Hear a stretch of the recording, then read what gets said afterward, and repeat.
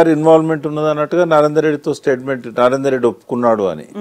కాబట్టి ఆ సంతకాలు ఎక్కడ లేకున్నా కూడా సంతకాలు చేసినా కూడా చెల్లవు. అవి పోలీసుల ముందు ఇచ్చే ఏ కన్ఫెషన్ కూడా లీగాలిటీ ఉండదు.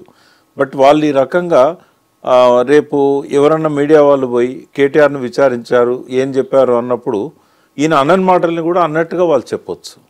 వాళ్ళ పోలీసులది కూడా ఎట్లుందంటే మింగలేని కక్కలేని పరిస్థితే ఉన్నది. ఎందుకంటే పైనుంచి వాళ్ళ మీద ఉన్న ఒత్తిళ్ళు అలాంటివి.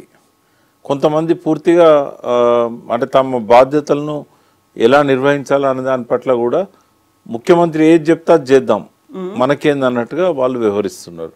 కాబట్టి పోలీసులను నేను నమ్మను, నాకు లాయర్ ఉండాల్సిందే అని చెప్పి పట్టుబట్టాడు. అయితే పర్టికులర్ కేసు టు కేసు మనం చూసినట్టయితే ఈ కేసులో అసలు విచారణే అనవసరం. ఎందుకంటే కేటీఆర్ ఆయన ఒక సంతకం పెట్టాడు తప్ప ఫైల్ అంతా నడిపించింది అరవింద్ కుమార్ గారు, ప్రిన్సిపల్ సెక్రటరీ. డిపార్ట్మెంట్ ఇన్వాల్వ్మెంట్ ఉంది. అక్కడ ఎక్కడ కూడా మనీ కేటీఆర్ అకౌంట్లలోకి రాలేదు. డాక్యుమెంటరీ ప్రూఫ్స్ అన్నీ కూడా గవర్నమెంట్ దగ్గరనే ఉన్నాయి. ఏ చిన్న కాగితం కూడా కేటీఆర్ పెట్టుకోలేదు, అవసరం కూడా లేదు ఆయనకి.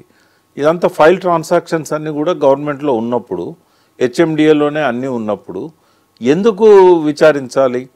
అలా అవినీతి నిరోధక శాఖ ఇన్వాల్వ్మెంటే అవసరం లేదు.